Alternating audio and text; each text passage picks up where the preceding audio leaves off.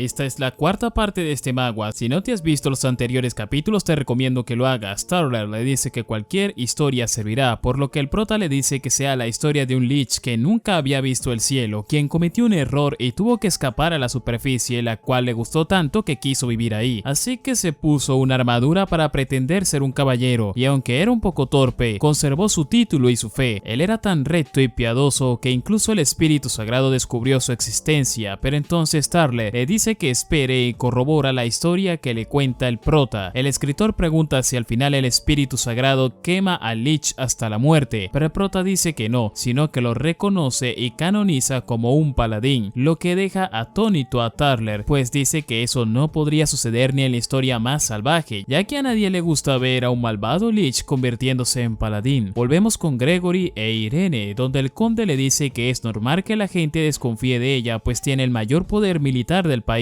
Ella dice que el rey es amable, pues redujo los impuestos y busca reemplazar leyes injustas. Gregory dice que es porque no tuvo opción, pues quiere asegurar el apoyo de los nobles y plebeyos, pero entonces la chica dice que un héroe no puede luchar contra la amabilidad y la espada de un paladín no puede apuntar a un rey amable, por lo que le pide a Abby que rechace todas las invitaciones y le dice a Gregory que no se preocupe por ella y haga lo que le parezca mejor. Luego vemos al prota caminar por la calle mientras el gato lo regaña por la historia que le dijo al escritor, al igual que Catherine, pero el prota le dice que es porque espera que un día pueda quitarse el casco para pararse delante de todos con su verdadero rostro y así cumplir su sueño de ser aceptado por sus amigos y por todo el mundo. Catherine le pregunta de nuevo para confirmar si es lo que quiere y el ángel duda, aunque le dice que tiene una buena idea, y Vivian dice que es un sueño hermoso, pues si un paladín no puede pararse a plena luz del día no tiene derecho a llamarse paladín, lo que aflige al prota, y Catherine toma a la demonio del cuello diciéndole que no lo anime, pues ella dice que ese es el objetivo que el espíritu sagrado le asignó. Catherine responde que está complicando el asunto, pues sabe lo que pasará cuando se quite el casco, y Vivian contesta que lo que Catherine está diciendo es que no importa lo que haga el prota, seguirá siendo una alimaña. El duque Fernández le agradece a Gregory por aceptar su invitación y este pregunta cómo no lo haría si son suegros, mientras se da cuenta de que no solo hay nobles sino también comerciantes en el baile, por lo que le pregunta a Fernández si planea recaudar fondos con eso y le dice a este que Irene no tiene intenciones de tomar el trono, y el duque responde que eso es bueno, pues necesitan que permanezca neutral, por lo que le pregunta a Gregory si él se mantendrá así también, y el conde frunce el ceño, por lo que Fernández le dice que se tranquilice y si quiere conocer al duque Tangiers. Luego vemos a Vivian y a Catherine en lo alto de un edificio donde la chica Ángel le pregunta a la demonio si está provocando al prota para que revele su identidad. Vivian dice que solo está apoyando su idea, pero Catherine le reclama que todavía es un niño quien no conoce las consecuencias mientras que ella sí. Vivian responde que, a pesar de saber que es un niño, ella aún así lo está llevando por el camino que quiere que el prota tome, como una herramienta para difundir la fe, pues en lo que cree no es en el espíritu sagrado, sino en un sueño que imaginó para él mismo, y que la chica Ángel le ayudó a inventar, en el que quiere que use armadura para siempre como paladín, pero él no lo ve así, y un día abrirá el velo con sus propias manos para salir del sueño que tejió para él, así que al final alguna de las dos tendrán éxito en su función, por lo que no será una completa pérdida, pero Catherine espera que cuando eso ocurra el prota siga viendo la luz cálida y no se hunda en la oscuridad. Ahí el gato le pregunta al prota si realmente va a revelar su cuerpo de esqueleto a Irene y los otros, y el prota le dice que ese es el objetivo y aunque no sea posible en ese momento, si sigue en esa dirección lo conseguirá algún día. El rey se preocupa porque perdió la atención del prota desde que salieron del teatro, así que les dice a sus subordinados que lo convenzan de verlo como su alma gemela y que se sorprenda cada vez que lo vea, pues lo importante es poder controlar al prota. En eso vemos al par de demonios que dicen que el escenario está listo, y ya que Vivian distrajo a Catherine, es momento de romper el sueño del prota. De pronto le da un ataque al corazón al jefe de las caballerizas y dejan al niño a cargo de los caballos, justo en el momento en el que el grupo del rey llega también, y uno de los soldados pide que alguien salga por los caballos. Shelly camina por el palacio cuando se encuentran con pastores afuera de la habitación del prota y les pregunta si lo están buscando, a lo que ellos responden que sí, y ella les dice que salió porque nunca se puede estar quieto. De vuelta a los establos, el niño sale para recibir a los caballos y cuando lo ven, los soldados intentan detenerlo, pero se dan cuenta de que sus voces no salen. El niño está por recibir al caballo del prota cuando el rey lo ve y le pregunta qué está haciendo ahí, lo que preocupa al prota, y el gato dice que habrá problemas. El pastor le pide ayuda a Shelly para encontrar al prota, pero ella le pregunta qué le hace pensar que logrará persuadirlo, pues dice no tenía relación con la orden sagrada, así que no se comprometerá solo porque la iglesia se lo ordene. El pastor le responde que lo hacen por el espíritu sagrado, pero ella le dice que solo el prota es quien lo ha entendido de verdad. El niño tiembla de miedo y se disculpa con el rey, pues lo hizo porque es el único en los establos. El prota se pregunta por qué tiembla y el gato dice que debe ser por el frío, pues solo lleva un trapo para cubrirse, así que el prota se quita su capa y se la pone al niño. El rey le grita que no puede hacer eso, pero esto solo deja al prota confundido. Ahí vemos que Vivian y Catherine observan la escena y la demonio le revela al ángel que el niño es el hermano menor del rey, el único que sobrevivió a la lucha por la corona. El rey le dice al prota que no hace falta preocuparse por él, pues solo es un mozo, pero el prota le dice que el niño necesita ayuda. Ahí Catherine le advierte que no investigue más, pues es una trampa de los demonios y que le explicará todo después, pero en ese momento debe dejarlo e irse rápido. El prota entonces comienza a caminar para irse y el rey ordena que maten al niño mientras este le suplica a su hermano por su vida y el prota escucha que lo llama hermano. Ahí Shelly le dice al pastor que el prota puede ser inocente, pero no estúpido, pues tiene sus propias convicciones. Entonces vemos que las chicas se sorprenden y Catherine le pide al prota que pare. De pronto la espada del prota cae frente a los soldados que capturaron al niño y Shelly dice que una vez que el prota toma una decisión nadie puede hacer que retroceda, ni siquiera el espíritu sagrado, y el prota les ordena que liberen al niño. El prota les pregunta qué hacen y el rey responde que solo están jugando. Sin embargo, el prota le pregunta por qué quieren arrebatarle la vida si no hizo nada malo, ya que escuchó lo que dijeron, y les ordena que lo bajen, mientras se acerca a preguntarle su nombre, que es Box Shark, y le dice que nadie podrá herirlo mientras esté con él. El prota le dice al rey que si no puede soportarlo, entonces deje al chico ser su escudero para que ayude a criarlo, pero el rey se niega porque es su hermano. El prota dice que entiende ese concepto, pero los hermanos que había visto se apoyaban los unos a los otros, no se acosaban, por lo que le pregunta si de verdad lo son y dice que si intentó matarlo entonces no es posible, por lo que ahora Box será su hermano, pero el rey lo detiene y dice que no puede llevárselo, lo cual molesta al prota, pues simplemente continúa negándose a todo por más que él intenta darle una solución. Así que le pregunta qué demonios quiere entonces, y al no tener una respuesta dice que se llevará al niño con él. El rey entra en pánico y lo toma como si la iglesia quisiera apoyar a Bot para crear un régimen de marionetas, por lo que ordena reunir a todas las tropas de la capital. Catherine le explica al prota que está en problemas, pero este dice que solo vio a un rey intentando asesinar a un niño inocente y ninguna trampa demoníaca, por lo que como caballero no puede permitir que eso suceda frente a sus ojos, y Vivian apoya su punto de vista. Catherine le explica que las relaciones humanas y de la nobleza son complicadas y que Bot, al ser hermano del rey, aún tiene derecho al trono. El prota dice que el rey es quien será coronado, así que no tiene motivos para atacar al niño, pero Catherine le dice que ahora los tiene gracias a él, pues como representante de la iglesia ahora parecerá que esta quisiera ayudar al niño a conseguir el trono, por lo que quedó atrapado en la trampa de los demonios desde el momento en que decidió ayudar a Bot. El prota sigue sin entender el asunto, así que el gato le explica que no se trata de lo que crea él, sino de lo que crea el rey, quien querrá matar al niño si lo considera peligroso, y que así han sido los reyes humanos durante miles de años para proteger sus tronos, por lo que incluso si se trata de Catherine o Irene, nadie dirá que está haciendo algo malo, lo cual deja al prota confundido y enojado, mientras dice que es imposible y no puede aceptarlo. El prota dice que el rey es un carnicero y pregunta cómo puede la iglesia apoyar a alguien así, y Catherine le dice que es porque puede estabilizar el país, ya que gracias a sus leyes muchas personas se salvaron, pero los esfuerzos del prota lo harán tener sospechas y enviar tropas contra la iglesia, y el consecuente enfrentamiento provocará que personas inocentes mueran, por lo que la única forma de evitarlo es devolviendo a Bot al rey, y promete que como es inocente se asegurará de llevar su alma a los cielos. Entonces el prota le pregunta cómo es ese lugar y la chica le dice que es un lugar muy cálido, feliz y sin ninguna pena, pero él pregunta también si ahí nieva, si hay otros placeres como los postres, las flores, ropa, animales o novelas, a lo que Catherine dice que no, y el prota pregunta si eso no significa que el cielo es como el lugar en el que nació, lo que deja a la chica sin palabras. El prota dice que Bot debe ser tan joven como él, por lo que seguramente no ha visto muchas cosas en el mundo, así que no quiere verlo morir ahí. Catherine le pregunta qué hará si un desastre mayor es causado por Bot, pero el prota le responde que el que causa el desastre es el loco del rey, así que Catherine acepta que no puede convencerlo, pero hay otra forma de resolver su conflicto, que es hablar directamente con el espíritu sagrado. En otro lado de la ciudad vemos al rey sacar a sus fuerzas, quienes le preguntan si de verdad quiere enfrentar al prota, y este dice que sí, pues matará a cualquiera que quiera tomar su trono. El prota y Catherine comienzan a rezar, ella exponiendo que salvará salvar a Bot provocará un conflicto que destruirá los fundamentos de su fe, mientras que el prota dice que, a pesar de los problemas que cause, no puede ignorar un acto de maldad. Ella dice que las consecuencias podrían minar los esfuerzos de 10.000 años que la iglesia ha hecho en la tierra, y una vez que la guerra empiece, el prota probablemente revelará su identidad, pero no merece ese fin, y el prota dice que hizo un voto de proteger al niño, por lo que debe cumplirlo por su honor de caballero. Mientras vemos a las tropas caminar por las calles y a Irene, Gregory y Fernández que las observan preocupados. Catherine termina su plegaria preguntando si debe detener por la fuerza al prota, mientras que este dice que no se arrepiente si el precio por proteger la fe es su propia vida. Afuera, Bot le pregunta a Vivian si el prota realmente podrá protegerlo, y ella dice que así es porque lo prometió. Cuando entonces llegan las tropas del rey a la iglesia y Vivian se pregunta qué es lo que hará el prota. Vamos dentro del palacio, donde los soldados obligan al pastor y a Shelly a entrar a la habitación de Irene y les dice que el rey desea que permanezcan ahí hasta que la situación se resuelva. Shelly intenta reclamar, pero Irene le dice que pare, y dada las acciones del rey, dice que lo más seguro es que haya fallado en reclutar al prota y que ahora este se encuentra en la iglesia. La noble se asusta por ver a los dos vampiros, pero Irene le dice que están bajo control, así que Shelly pregunta qué harán ahora, y Jones sale por la ventana a ver qué sucede, mientras Gregory y Fernández se enteran de que el rey está cazando al prota para llevarse a Bob, y el primero se dispone a reunirse con Irene. Las tropas llegan fuera de la catedral cuando el espíritu sagrado finalmente le responde a Catherine y al prota, quien le dice a la chica ángel que la fe del caballero es la más pura de todas, por lo que no debe intentar detenerlo o hará que vaya contra ellos, mientras que al prota le dice que no pueden apoyar sus caprichos pero tampoco detenerlo por su fe radiante, así que si decide salvar a Bot enfrentará las consecuencias solo y puede que lo pierda todo también, por lo que le indica a Catherine que confía en su caballero y solo observe, y al prota le pregunta si aún quiere seguir adelante, sabiendo que incluso si tiene éxito no podrán elogiarlo, y él responde que así es. El espíritu sagrado aprueba sus acciones, por lo que el prota dice que protegerá al niño con todo lo que pueda mientras evita la guerra, por lo que muestra su fuego de alma, y Catherine le pregunta qué está tramando. En eso vemos que los caballeros del prota se materializan cerca, pero en vez de niños dentro de las armaduras hay no muertos, y el prota dice que lo que el Espíritu Santo quiere hacer pero no puede, lo hará el paladín. Ahí uno de los no muertos dice que su señor los llama en el norte, y vemos que es el fallecido Sombra 1, por lo que comienzan a cabalgar a la ciudad. Entonces vemos a todos los personajes a punto de participar en los eventos, mientras, como un maestro de ceremonias, Zelda les dice a todos que aplaudan, pues el enfrentamiento entre el caballero justo y el rey bueno ha empezado. El rey le dice al paladín que destruirá la catedral si no sale, pero quien aparece es el arzobispo, que le pregunta al rey qué sucede y por qué envió al ejército a rodear la iglesia. Este le dice que le ordene al paladín que entregue al príncipe Bot y perdonará sus vidas, pero el arzobispo dice que debe ser un malentendido, lo que hace entender al rey que no fue orden del arzobispo. Este le dice que así es, pues todos creen que el rey es la persona indicada para dirigir el reino, así que el rey le transmite ese mensaje a todas sus tropas y luego apresan al arzobispo diciendo que es inútil, por lo que este le advierte que no puede hacerlo, pues si asedia a la iglesia será castigado por el espíritu sagrado, pero este le dice que si pierde el trono eso no le importa, pues morirá igual, cuando de pronto aparece Jones montando a Tenedos y salva al arzobispo, quien le pregunta al religioso lo que está pasando y este le explica lo que sabe. También le pregunta a Vivian, quien le dice que entraron en conflicto con el rey, y este de inmediato les ordena a sus arqueros disparar contra ellos, por lo que Jones se dispone a usar su magia para defenderse, pero de pronto alguien ordena que se detengan, y el vampiro ve como las flechas quedaron suspendidas en el aire. El chico se pregunta qué tipo de magia es esa, cuando los soldados empiezan a gritar que es el prota, y vemos a este surgir de las puertas de la iglesia, por lo que Vivian dice que por fin sale el personaje principal. Jones está a punto de preguntarle lo que sucede, pero el prota lo calla y se dirige hacia el rey. A este le dice que su ángel le contó que mató a 6 de sus hermanos para asegurar el trono y brindar estabilidad al país, y ahora quiere matar a el último, por lo que acepta esa explicación y le promete llevarse a Bot lejos para que no pueda tomar su trono, por lo que le pregunta si en ese caso perdonaría a su hermano. El rey le pregunta si en su lugar él le creería si prometiera que no lo matará si lo entrega, por lo que estalla en ira y le dice que entregue al niño, pues nunca necesitó una promesa. Así que el prota dice que no tiene nada que hablar, y mientras se monta en Tenedos le ordena a Jones que proteja a Bot y al arzobispo sin lastimar a los humanos. Entonces alguien le dice que espere y vemos que es el gato quien se monta en hombros del prota y le pregunta a este cómo no lo va a tener a su lado en una gran batalla como esa. Y aunque aunque no sabe si está haciendo lo correcto, no hay quien siempre pueda garantizar que siempre tendrá razón, por lo que, bien o mal, él estará de su lado. El prota le agradece y le dice al rey que lo juzgará ahí si se niega a retroceder y hará justicia por sus hermanos asesinados, a lo que el rey responde que no cuenta con la bendición del espíritu, así que no tiene poder para enfrentarse a él. El prota acepta que eso es correcto, pero el espíritu tampoco interferirá en su elección, así que pueden luchar libremente por sus ideales. El prota ataca al rey y rompe su espada, pero consigue evadirlo y los soldados lo ensartan con sus lanzas, pero el prota las rompe y toma una de ellas para pelear con armas a dos manos contra el resto del ejército, mientras se nos dice que un caballero no tiene miedo ante un enemigo fuerte, pues es leal, recto y protege a los débiles sin violar la ley de Dios. El par de demonios observa el enfrentamiento y se dan cuenta de que el prota solo está usando magia defensiva porque no quiere matar a nadie, pues ninguno de los soldados ha resultado gravemente herido, así que debe haber añadido magia debilitante a sus armas, y por ello Zelda tiene miedo de que no pueda llegar a acercarse al rey, quien les insiste a los soldados que lo maten, y mientras le dispara su lanza, el prota le dice que no sabe hacer nada más que matar, así que el monarca llama a las ballestas que instaló sobre los edificios y estas le disparan al prota dándole de lleno, lo que lo derriba hasta las escaleras de la catedral y desaparece entre el humo y los escombros. Los soldados rodean el área y se acercan para investigar, cuando el gato se muestra entre el polvo atravesado por una flecha y se pregunta si le están tomando el pelo, pues ve al prota derribado e inmóvil. Con lágrimas en los ojos se acerca a empujar su mano y le dice que se mueva, pero los demonios dicen que sus costillas están destrozadas y se rompió su espina dorsal, así que el fuego de su alma se está marchitando rápidamente. Zelda dice que es una lástima, pues si no hubiera usado su poder en la magia debilitante habría podido sobrevivir al ataque. Catherine golpea un muro frustrada y dice que debió haber usado la fuerza bruta para detenerlo en vez de quedarse observando. Frente a los soldados y amigos del prota, el gato continúa pidiéndole a este que despierte y que nunca volverá a llamarlo tonto si lo hace. El pequeño se pone bajo su brazo e intenta levantarlo, mientras le dice que es uno de los 5 paladines que existen en el mundo y que aún tiene que lograr justicia para el príncipe, pues dijo que los Lynch mantienen sus juramentos. Y en el momento que vemos al prota hundirse en la oscuridad, el gato le recuerda que tiene que despertar para cumplir su juramento de caballero. Se nos cuenta sobre un lugar llamado la clandestinidad, una tierra llena de pilas de muertos sin luz, y donde entre el miedo y la locura un hombre encontró a un pequeño Lich, y vemos que se trata del prota quien ataca al hombre, pero este rápidamente lo decapita, así que su cuerpo sale corriendo tras su cráneo, y el hombre se pregunta si en verdad es tan débil. Ahí se nos cuenta que lo importante no era por qué ese hombre se encontraba en las profundidades, sino el hecho de que no podía volver a la superficie. Luego vemos que hizo una fogata con los huesos que encontró, cuando un ruido llama su atención, y ve que se trata del prota, con quien intercambia miradas un momento de forma incómoda hasta que el pequeño vuelve a esconderse detrás de las rocas. El hombre se pregunta si el chico lo seguirá, pero luego dice que lo olvidará, y vemos que vistió al prota con ropa, con la cual dice que se ve más como un humano, pero el chico la estira porque le parece incómoda, así que el hombre lo regaña y le dice que no lo haga, pues ya que es un esqueleto que se mueve como una persona viva, le enseñará a ser humano, a lo que el prota no responde pues parece que no sabe hablar, pero se queda confundido. El hombre le pregunta si tiene nombre, pero al no responder le dice que entonces se le dará uno, y ya que no sabe si está vivo o muerto, dice que lo apropiado sería algo en medio de ambos, por lo que lo nombra Grey, pues el color gris está entre el negro y el blanco, y así ambos se convirtieron en un equipo que viajó por las profundidades de la tierra, donde el hombre le contaba sobre las experiencias de estar vivo y el mundo de la superficie, lo cual le encantaba escuchar al prota, y con esa información se creó un prototipo del mundo humano en su mente, hasta que un día vemos que el hombre se encuentra muy débil y le pide que tomen un descanso. Ambos se recuestan sobre una cama de huesos y el hombre le dice que no podrá seguir junto a él, que ha estado viajando mucho tiempo,